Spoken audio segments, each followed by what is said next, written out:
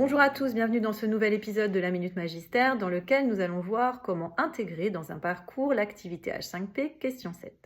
Les activités H5P s'intègrent via la banque de contenu. Aussi, nous allons commencer par voir comment se rendre dans cette banque de contenu. Donc, quand vous êtes sur votre parcours magistère, dans le menu tout en haut, vous allez aller dans le plus et dans le menu déroulant, vous allez pouvoir choisir banque de contenu. Une fois dans la banque de contenu, vous retrouvez tous vos activités H5P et vous avez la possibilité d'en ajouter de nouvelles. Nous allons donc créer un nouveau H5P en cliquant sur le bouton Ajouter et en recherchant cette activité parmi tout le catalogue. La voici. Comme pour toutes les activités H5P, il va falloir lui mettre un titre. Donc, je renseigne ce titre. Je vais agrandir la fenêtre pour une meilleure lisibilité. Voilà. Donc, vous avez en introduction différentes options. La possibilité d'ajouter un arrière-plan, modifier l'indicateur de progression, modifier le pourcentage de réussite que vous pouvez passer à 100%. Sur la partie gauche, vos questions vont se positionner ici. Et à droite, vous allez pouvoir choisir le type de question. Donc, commençons par une première question vrai-faux, par exemple. Voici, donc vous avez la possibilité en début de question d'ajouter un média, que ce soit une image, une vidéo ou bien un audio. Ensuite, dans question, il faut mettre l'intitulé de la question et sélectionner la bonne réponse. Dans les options générales, vous pouvez activer, désactiver, afficher ou pas différentes options comme le bouton recommencer, voir la solution, etc. Donc à vous de voir les options qui vous intéressent. Ensuite, surtout, vous avez la possibilité d'ajouter des feedbacks spécifiques en fonction des réponses des participants. Voilà, donc la question est terminée, elle est apparue ici dans le menu de gauche. Je vais pouvoir ajouter une nouvelle question. Cette fois-ci, je vais choisir question à choix multiples. Pour chaque type de question, vous avez la possibilité de personnaliser le titre qui ne sera pas visible pour les participants.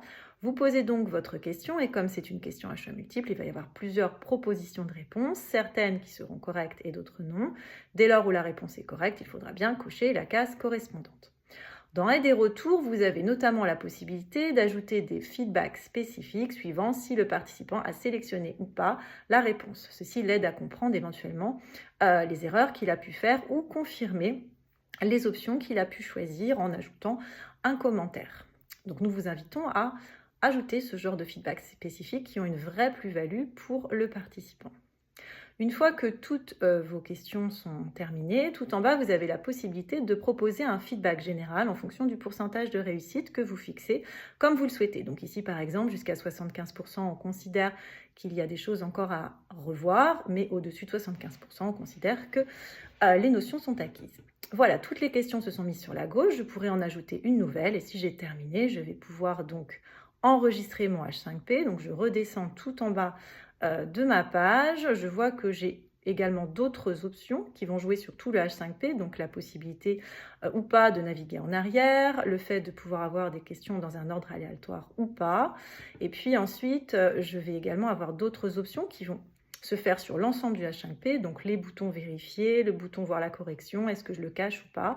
Donc ça, c'est à vous de voir. Et puis, j'enregistre. Une fois enregistré, je vais pouvoir jouer mon activité H5P telle que le fera le participant. Donc, on reconnaît ma première question, on vérifie, on voit qu'on a bien le feedback général. Deuxième question, on devrait voir apparaître à la fois les feedbacks spécifiques ainsi que le feedback général.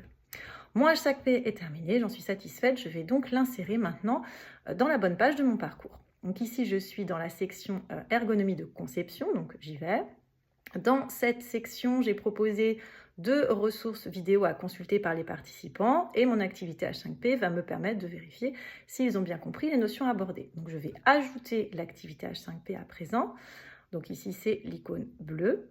Je remets donc le titre de mon H5P, éventuellement une description sans oublier de l'afficher. Et puis je vais aller chercher mon fichier. Donc je clique sur le plus. Je vérifie que je suis bien ensuite dans la banque de contenu. Voilà, en haut, dans laquelle je retrouve l'ensemble de mes H5P. Je sélectionne celui qui m'intéresse aujourd'hui, donc c'est celui-ci. Voilà, j'ai bien lien vers le fichier qui est coché par défaut, il faut bien laisser comme ceci pour que les mises à jour se fassent également dans la page du parcours. Nous vous invitons également à choisir donc une licence pour votre activité H5P. Vous avez la possibilité aussi de cocher, décocher certaines options de téléchargement, d'intégration ou bien de boutons copyright. Une fois terminé, vous enregistrez, vous revenez donc sur la page de votre parcours. Donc on retrouve les anciennes ressources et puis mon nouveau H5P que je viens d'ajouter, et en cliquant dessus, eh bien, on voit que voilà, on peut le jouer à présent. On retrouve également l'activité dans l'index. Voilà, pour d'autres gestes formateurs, nous vous invitons à vous rendre dans la partie tutoriel de la plateforme ou bien directement sur le lien que nous vous proposons ici. On se retrouve quant à nous dans un prochain épisode qui sera consacré à l'intégration des vidéos dans un parcours magistère.